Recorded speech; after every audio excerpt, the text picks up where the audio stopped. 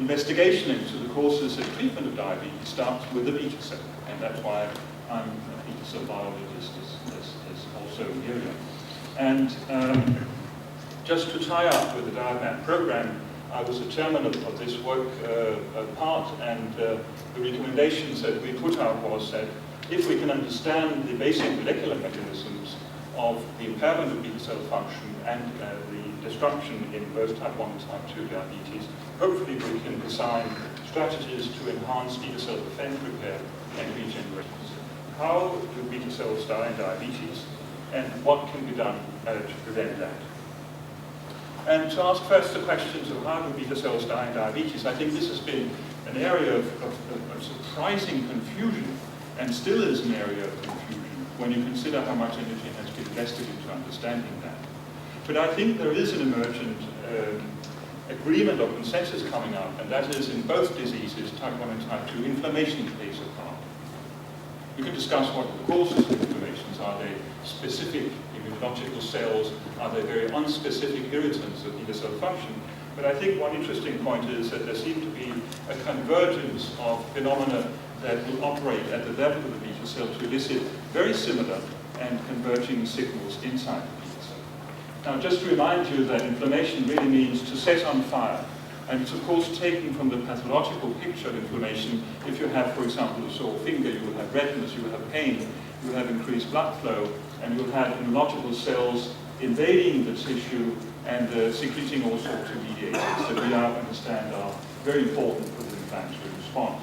So it's a part of a complex biological response of vascular tissues to harmful stimuli such as pathogens, damaged cells, and irritants. So I think it's very important to remember that we do not need an infection to get inflammation. We can actually have just cell stress in forms of physical damage or even metabolic irritants, as I will allude to a bit later.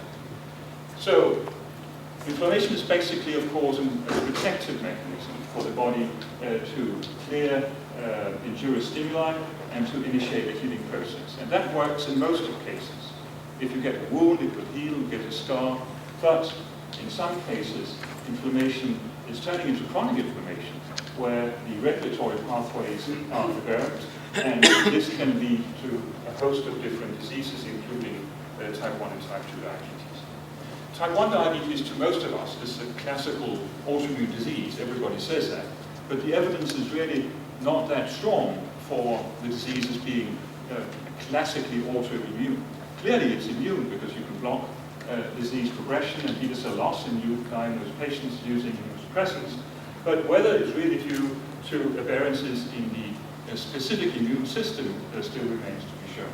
Clearly, immune cells are involved. If you block the T cell system, the adaptive immune system, the specialized antigen recognition system, you can block the development of diabetes. And therefore, we talk about tolerance as being lost, which is an important part of type 1 diabetes. That is the failure of the immune cells to accept beta cells as self.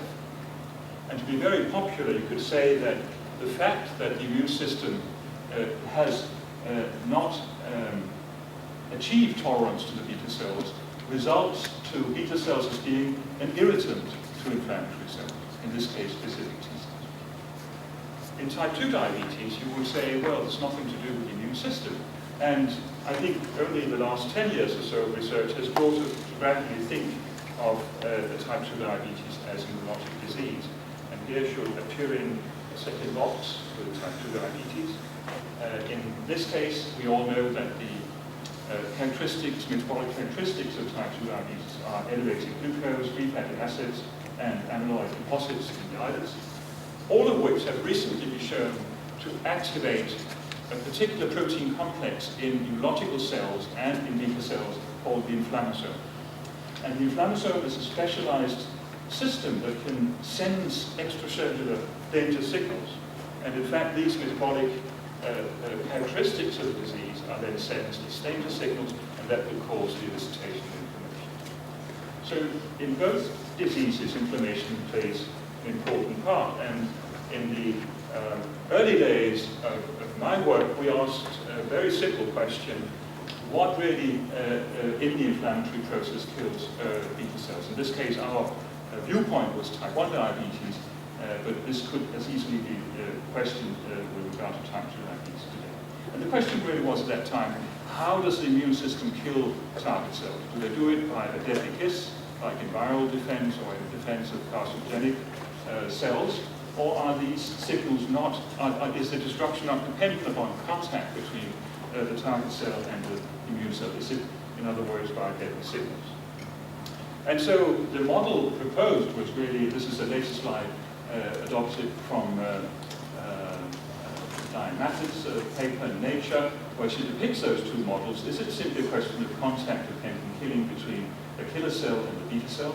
Or is it a more complex inflammatory response where specific T cells are irritated by the presentation of antigen that they do not recognize as being self, and that leads to the excitation of a number of inflammatory signals that then kill the beta cells? And to address that question, in that time, and that was very early days in the mid-80s, together with John Merrow, Charles D. Morello, Klaus Benson, and Jens Horace Nielsen, we asked a very, very simple question. If we take this system here and activate immune cells by antigen or by non-specific stimuli, and we isolate all these factors that are secreted by irritated cells, can we then cause any damage to pancreatic islets? And this is in fact human islets, and we added simply supernatants of cells that have been irritated by various stimuli.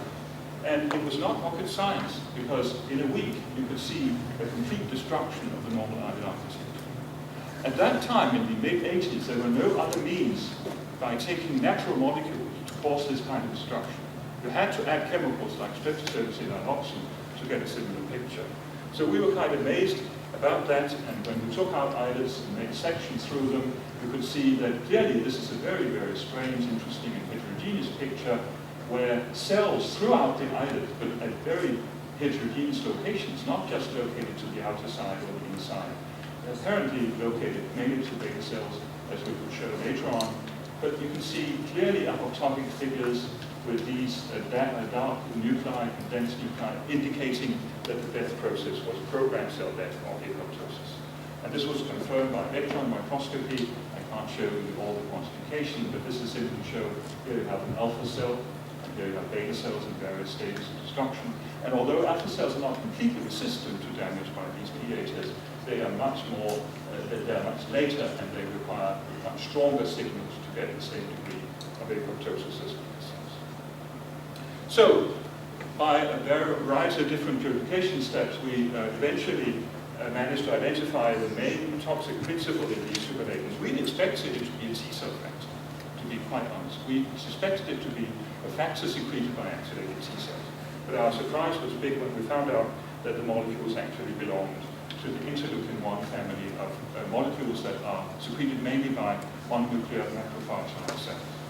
The most prominent member of the R1 family is R1 beta, which is a soluble molecule. It's also a membrane molecule, R1 alpha. And they will both be competing for their binding to the receptor with the naturally occurring R1 receptor antagonist. I want to point out this molecule because I'm going to allude to it as a therapeutic agent in a few seconds. Now, these molecules bind to a receptor that can signal into the cell.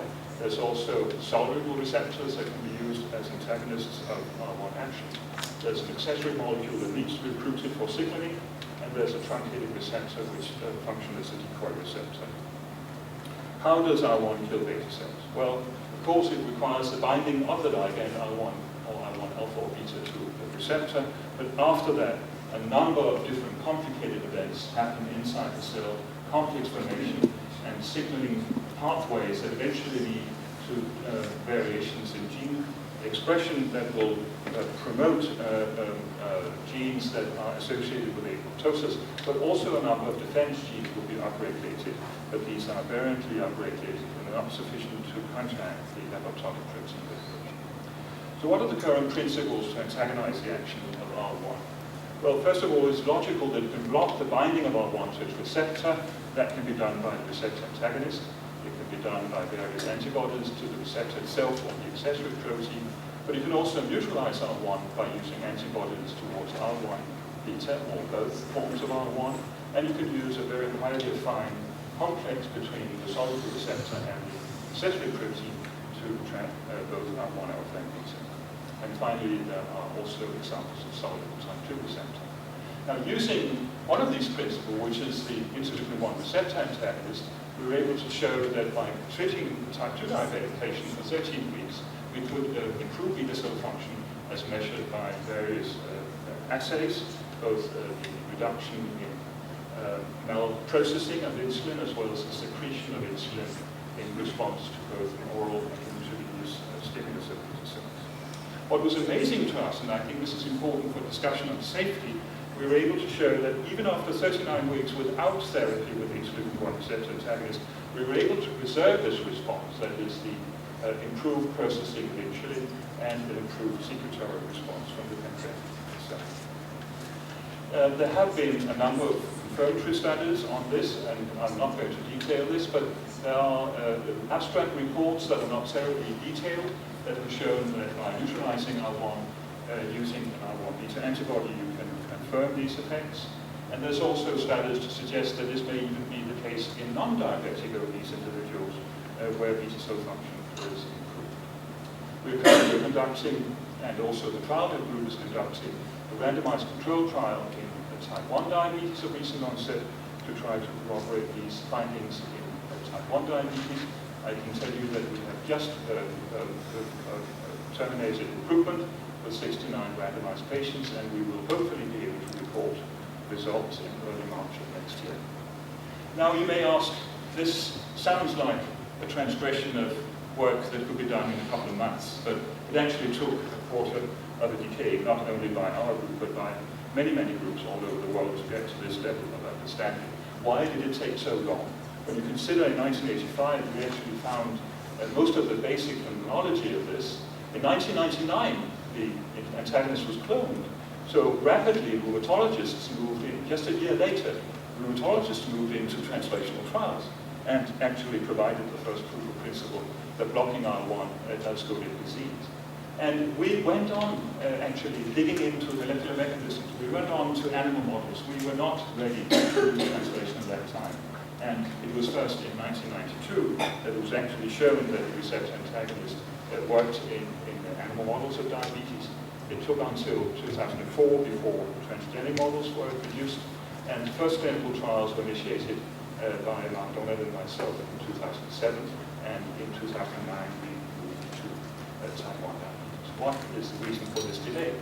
I think this is one of the key elements I want to have you bring back in terms of getting science across from bench to bedside, and that is that many researchers, as myself, even though I'm a patient scientist, we tend to stay within the systems that we feel comfortable with. And I feel terribly comfortable sitting in the test tube. I was loving my beta cells. I really liked the work with the beta cells that produced wonderful results, but even though I was a physician scientist and a clinician, it was very difficult for me to get out of the test tube and get started with clinical trials.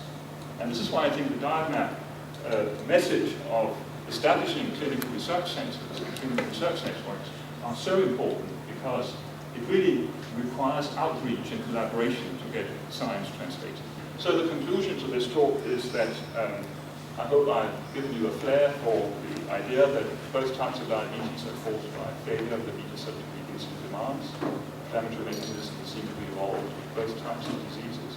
There's current evidence in favor of anti-R1 therapy in type 2 as promising, but there are clearly a need for more studies to assess the safety and clinical benefit.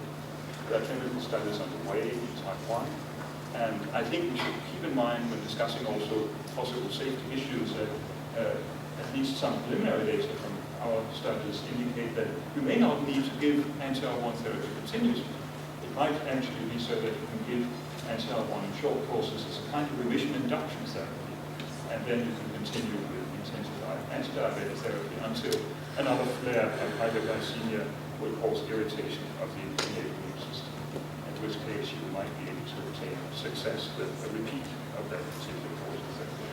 And I think the case illustrates the need for translational thinking and translational infrastructure such as diagram, and also the ability to convince the research community that these results, they do not come easily.